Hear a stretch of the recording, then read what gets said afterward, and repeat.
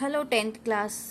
आज अपना next topic है 13वां सर्वेश्वर दयाल सक्सेना, जिसके मतलब लेखक है और पाठ का नाम है मानवीय करुणा की दिव्य चमक। इससे पहले हमने पढ़ा था लखनवी अंदाज। वो पाठ आपको बहुत अच्छे से समझ में आ गया होगा और इसके अभ्यास प्रश्न भी आपने समझ लिए होंगे। तो आज हम पढ़ते हैं मानवीय करुणा की झलक, जिसके लेखक है सर्वेश्वर दयाल सक्सेना। इसके हम लेखक परिचय के बारे में पढ़ते हैं। सर्वेश्वर दयाल सक्सेना का जन्म सन 1927 में जिला बस्ती उत्तर प्रदेश में हुआ था। कहाँ हुआ था? उत्तर प्रदेश में। और सन कौन सा है? 1927, अंडरलाइन कर लेना। उनकी उच्च शिक्षा इलाहाबाद विश्वविद्यालय से हुई। वे अध्यापक, आकाशवाणी में सहायक प्रोड्यूसर, दिनमान में उप संपादक और पराग के संपादक रहे। सन 1983 में उनका आकस्मिक निधन हो गया, यानी कि अचानक उनका निधन हो गया। तो जन्म 1927 और निधन 1983। सर्वेश्वर बहुमुखी प्रतिभा के साहित्यकार थे। बहुमुखी मतलब बहुत सारे।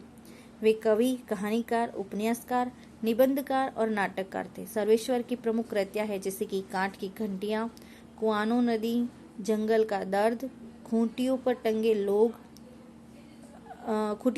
लोग गुजरात बोर्ड का लास्ट टाइम 12th क्लास में इसका चैप्टर था, जिसके अंदर उन्होंने हिजा जैसी एक बीमारी के बारे में बताया था, जैसे कैसे लोग मर रहे थे। तो इस तरीके से मतलब उनका वो कैसे कुपोषण के शिकार हो गए थे, वो पूरी उनकी कहानी थी, कविता थी। पागल कुत्तों का मसीहा, सोया हुआ जल, उपन्यास, लड़ाई, कहानी संग्रह, बकरी नाटक है, भौ भौ खो खो, बतूता का जूता, लाख की नाक, बाल साहित्य, चर्चे और चरके उनके लेखों का संग्रह है। खूंटियों पर टंगे लोग पर उन्हें साहित्य अकादमी का पुरस्कार भी मिला है, मतलब इसके लिए उनको पुरस्कार भी मिला है। सर्वेश्वर की पहचान मध्यम वर्गीय आकांक्षाओं के लेखक के रूप में की जाती है। मतलब उनको बहुत कुछ करने का ऐसा जज्बा था। मध्यम वर्गीय जीवन की महत्वाकांक्षाओं, सपनों, संघर्ष, शोषण, हताशा और कुंठा का चित्रण उनके साहित्य में मिलता है। जैसे कि एक आम नागरिक है, उसको मतलब क्या क्या उसके क्या सपने होते हैं, उसको क्या करना होता है, उसके लिए उसके कितना संघर्ष करना पड़ता है। जब उसको ये चीजें नहीं मिलती तो वो कितना हताश यानी कि निराश हो जाता है। उसके मन में क्या क्या विचार चलते, उनके बारे में वो बहुत ज्यादा लिखते थे। सर्वेश्वर जी स्तंभकार थे और चर्चे और चरके नाम से दिनमान में जो स्तंभ लिखते थे। स्तंभ मतलब एक जैसे पेपर में आप न्यूज़ पेपर पढ़ते होगे तो बीच में एक पेपर आता है, उसमें सब लिखे हुए होते हैं, कवि का नाम, लेखक का नाम। उसी तरीके से ये भी स्तंभ लिखते थे, जिसमें वो अपनी हर बात को बेबाक यानी कि बहुत सही तरीके से बोलते थे। जैसे आजकल कंगना रनौत हर बात को एकदम बेबाक तरीके से, वो किसी से नहीं डरते। बेबाक का मतलब किसी से नहीं डरना और बोल देना। वही उनकी अभिव्यक्ति में सहजता और स्वाभाविकता है, और मतलब उनकी जो भी वो लिखते थे, अभिव्यक्ति मतलब जो भी करते थे, वो हमको बहुत सहज और बहुत ही अच्छे से समझ में आ जाता था। अब आते हम टॉपिक पर। इस टॉपिक से इस बार बोर्ड एग्जाम में कवि परिचय, लेखक परिचय भी आया था और एक शायद प्रश्न भी आया था। तो इस टॉपिक से ही 2 प्रश्न उन्होंने पूछे थे बोर्ड वालों ने। तो आप ये टॉपिक बहुत ध्यान से सुनना और समझना। फादर को जहरबाद से नहीं मरना चाहिए था। मतलब जहरबाद मतलब कि फादर की ये पूरी कहानी में एक फुल्के नाम के फादर होते हैं, वो बहुत अच्छे होते हैं। उनमें मतलब लोगों की है मदद करने की बहुत जिज्ञासा रहती है, वो करते हैं मदद। वो फिर भारत आते हैं, फ्रांस से में न रहकर यहाँ पे आते हैं, यहाँ पे पादरी का काम करते। फिर मतलब ऐसा सुनने में आता है कि वो जहर खा के मरे। तो ये कहानी के स्टार्टिंग में यही है कि शायद फादर इतने अच्छे इंसान थे कि उनको जहर खा के तो नहीं मरना चाहिए था। जिसकी रगों में दूसरों के लिए मिठास भरे अमृत के अतिरिक्त और कुछ नहीं था, उसके लिए इस जहर का विधान क्यों? मतलब वो इतना अच्छे इंसान थे कि लोगों के मतलब लिए उनके दिलों में मिठास भरी हुई थी। वो मतलब वो जहर से मरे, ऐसा कोई विधि का विधान नहीं हो सकता। ये सवाल किस ईश्वर से पूछे? क्योंकि ऐसा हो गया है तो हम कौन से भगवान से पूछे? प्रभु की आस्था ही जिसका अस्तित्व, मतलब वो भगवान में बहुत ज्यादा विश्वास करते थे। वह देह की इस यातना की परीक्षा उम्र की आखिरी देहरी पर क्यों दे, मतलब इस शरीर की जो यातना यानी कि बहुत ज़्यादा दुख देने वाली जो चीज़ है, जो उनके मतलब मरने के जो आखिरी साल थे उसी पे उन्होंने ऐसा क्यों हुआ उनके साथ। एक लंबी पादरी के सफ़ेद चौगे, चौगे मतलब कपड़े, जो एक फ्रॉक टाइप उनका होता है ना, लंबा लंबा, वो से ढकी आकृति सामने है। गोरा रंग, सफ़ेद जाई मारती पूरी दाढ़ी, नीली आंखें, बाएं खोल गले लगाने को आतुर। मतलब उनके अंदर इतना प्यार था कि वो लोगों को हर समय गले लगाने के लिए, आतुर का मतलब होता है कि तैयार रहते थे। इतनी ममता, इतना अपनत्व इस साधु में अपने हर एक प्रियजन के लिए उमड़ता रहता था। मैं 45 साल से इसका साक्षी था, मतलब मैं उनको 45 साल से जानता था, तब भी जब वह इलाहाबाद में थे और तब भी जब वह दिल्ली आते थे। आज उन बाहों का दबाव मैं अपनी छाती पर महसूस करता हूँ, क्योंकि उनका एक उन्होंने ऐसा खबर सुनी कि वो मर गए, तो मुझे मतलब अंदर से इतना दुख हो रहा है। छाती पे महसूस करना मतलब वो छाती पे बैठ नहीं गए, लेकिन इतना दुख महसूस होना, मतलब उनको फादर को याद करना एक उदास शांत संगीत को सुनने जैसा है। उनको देखना करुणा के निर्मल जल में स्नान करने जैसा था। उनसे बातें करना कर्म के संकल्प से बना था। मतलब वो एक इतना अच्छा इंसान कि जब हम उदास होते थे तो वो जो कुछ बोलते थे तो ऐसा लगता था कि कुछ शांत संगीत चल रहा है, और जब उनको हम देख लेते थे तो ऐसा लगता है कि हम करुणा के जल में स्नान कर रहे हैं। मतलब इतना प्यार, इतनी ममता उनके अंदर थी, और वो मतलब उनका हमेशा काम करने का ही संकल्प था। मुझे परिमल के वे दिन याद आते जब हम सब एक पारिवारिक रिश्ते में बंधे जैसे थे, जिसके बड़े फादर बुल्के थे। मतलब सब जैसे होता है ना, सब मिले जुले, उनमें सबसे बड़ा वो फादर बुल्के थे। हमारी हंसी मजाक में वह निर्लिप्त शामिल रहते थे। मतलब हाँ ठीक है, लेकिन वो हमारी हंसी मजाक, क्योंकि वो एक पादरी थे तो उनको उनकी मर्यादाएं पता थी, लेकिन फिर भी वो थोड़े थोड़े हमारे साथ, मतलब नहीं के बराबर जैसा होता है ना, वो शामिल रहते थे। हमारी गोष्ठियां, मतलब हमारी जो मीटिंग्स होती थी में वह गंभीर बहस करते, हमारी रचनाओं पर बेबाक राय, मतलब कुछ भी बोलने की राय रखते, फिर हमें सुझाव देते। हमारे घरों के किसी भी उत्सव और संस्कार में वह बड़े भाई और पुरोहित जैसे खड़े हो हमें अपने आशीषों से भर देते थे। मुझे अपना बच्चा और फादर का उसके मुख में पहली बार अन्न डालना याद आता है। मतलब जब कवि का बच्चा हुआ था तो जो 6 महीने बाद अन्नप्राशन उत्सव मनाया जाता है, उसमें फादर बुल्के ने उनके बच्चे के मुंह में अन्न डाला था, और नीली आंखों की चमक में तैरता वात्सल्य, वात्सल्य मतलब जैसे माँ बेटे का जो प्रेम होता है वो जैसे किसी ऊंचाई पर देवदारू की छाया में खड़े हो। देवदारू का वृक्ष बहुत लंबा होता है और बहुत छायादार होता है, तो ऐसा मतलब हुआ कि हाँ, हमारे ऊपर फादर बुल्के की छत्र छाया है। कहाँ से शुरू करें? इलाहाबाद की सड़कों पर फादर की साइकिल चलती दिख रही है। वो हमारे पास आकर रुकती है, मुस्कुराते हुए उतरते हैं। देखिए मैंने उसे पढ़ लिया, और मैं कहना चाहता हूँ उनको क्रोध में कभी नहीं देखा, आवेश में कभी नहीं, गुस्सा कभी नहीं है उनको। ममता तथा प्यार में लबालब यानी कि पूरा भरे हुए छलकता महसूस किया। अक्सर उन्हें देखकर लगता है कि बेल्जियम में इंजीनियरिंग के अंतिम वर्ष में पहुंचकर उनके मन में सन्यासी बनने की इच्छा कैसे जाग गई, जबकि घर भरा पूरा था, 2 भाई, 1 बहन, माँ पिता सभी।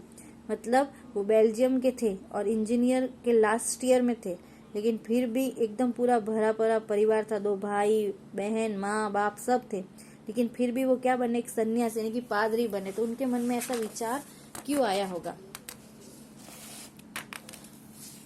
फिर लेखक ने उनको पूछा, आपको अपने देश की याद आती है? मेरा देश तो भारत है। मैं जन्मभूमि की पूछ रहा हूँ। हाँ आती है, बहुत सुंदर है मेरी जन्मभूमि, रैम्स चैपल। ये अंडरलाइन करना, उनकी जन्मभूमि का नाम क्या है? रैम्स चैपल, क्योंकि लास्ट टाइम फादर बुल्के का नाम पूछा था। तो कोई मतलब एग्जामिनर कहीं से भी प्रश्न पूछ सकता है, इसलिए आप ध्यान से देखना। फिर अक्सर माँ की स्मृति में डूब जाते देखा। उनकी माँ की चिट्ठी अक्सर उनके पास आती थी। अपने अभिन्न मित्र डॉक्टर रघुवंश को वह उन चिट्ठियों को दिखाते थे। पिता और भाइयों के लिए भी बहुत लगाव मन में नहीं था। माँ के साथ बहुत लगाव था, लेकिन भाई और पिता के साथ नहीं था। पिता व्यवसायी थे, एक भाई वही पादरी हो गया था, एक भाई काम करता था। उनके परिवार है, बहन सख्त और जिद्दी थी, मतलब बहुत तेज और जिद्दी थी। बहुत देर से उसने शादी की, मतलब बहुत लेट शादी की। फादर को एक आध बार उसकी शादी की चिंता व्यक्त करते उन दिनों देखा था। भारत में बस जाने के बाद 2 या 3 बार अपने परिवार से मिलने भारत से बेल्जियम भी गए थे। लेकिन मैं तो सन्यासी हूँ, आप सब छोड़कर क्यों चले आए? प्रभु की इच्छा थी। मतलब ये सब लेखक उनको सवाल पूछ रहे कि भाई आप छोड़ के क्यों आ गए, तो बोले ये सब भगवान की इच्छा थी। वो बालकों की सरलता से मुस्कुराते कहते, माँ ने बचपन में ही घोषित कर दिया था कि लड़का हाथ से गया, मतलब बचपन में इनको पता चल गया था कि भाई ठीक है ये तो गया। और सचमुच इंजीनियरिंग के अंतिम वर्ष की पढ़ाई छोड़ फादर बुल्के सन्यासी होने जब धर्म गुरु के पास गए और कहा कि मैं सन्यास लेना चाहता हूँ, तो एक शर्त रखी। सन्यास लेते समय सन्यास चाहने वाली शर्त कि मैं भारत जाऊंगा।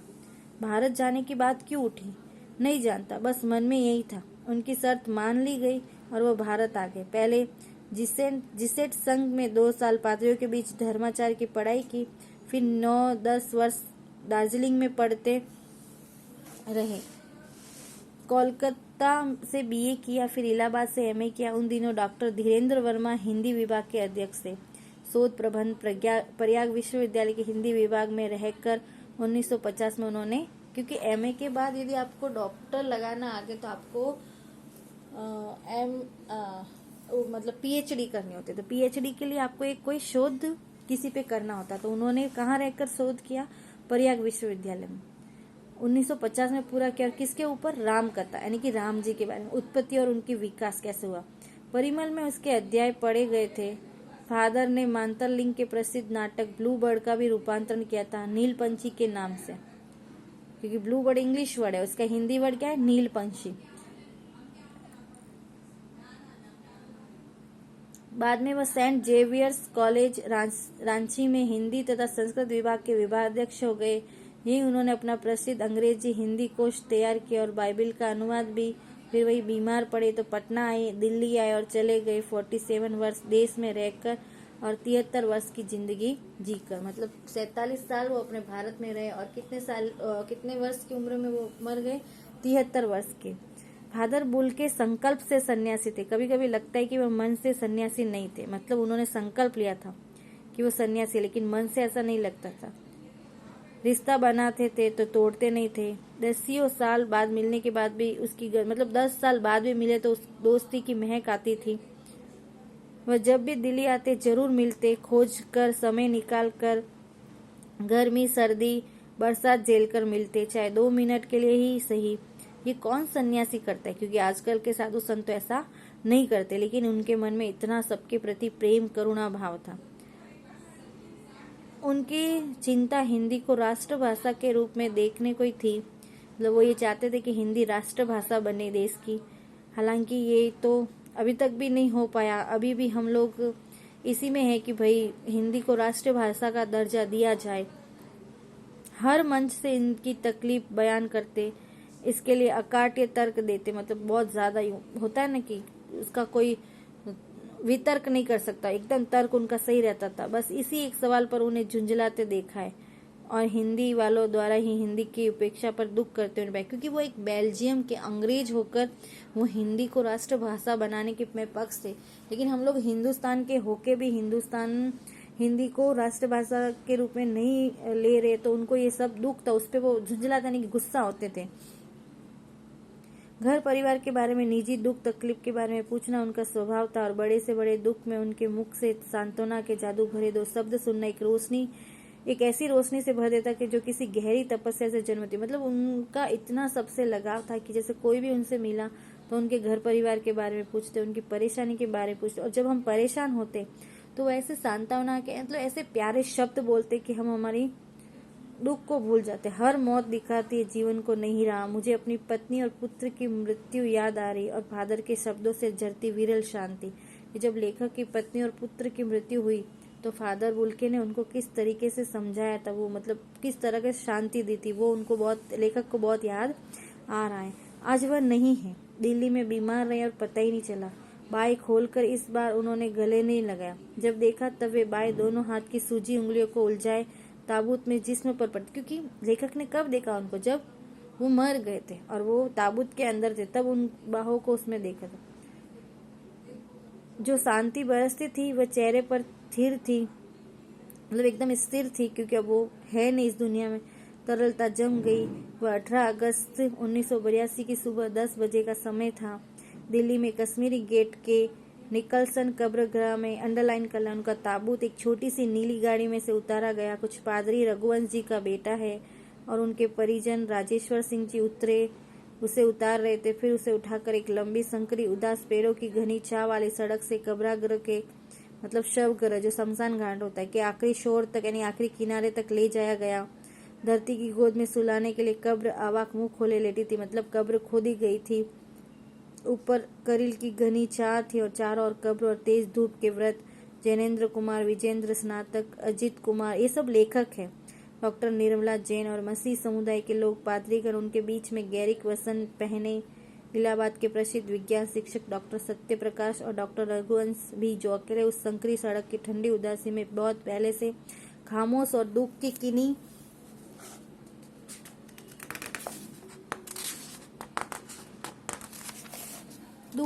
अपरिचित आहटों से दबे हुए थे, क्योंकि उनको विश्वास नहीं हो रहा था कि फादर बुल्के चले गए हैं।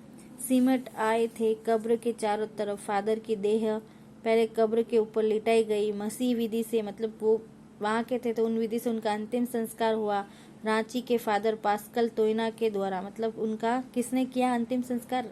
रांची के फादर पास्कल। उन्होंने हिंदी में मसीही विधि से प्रार्थना की। फिर सेंट जेवियर्स के सेक्टर फादर पास्कल ने उनके जीवन और कर्म पर श्रद्धांजलि अर्पित करते हुए कहा, फादर बुल्के धरती में जा रहे, इस धरती से ऐसे रत्न और पैदा हो। डॉक्टर सत्य प्रकाश ने भी अपनी श्रद्धांजलि में उनके अनुकरणीय जीवन को नमन किया। फिर देह कब्र में उतार दी गई।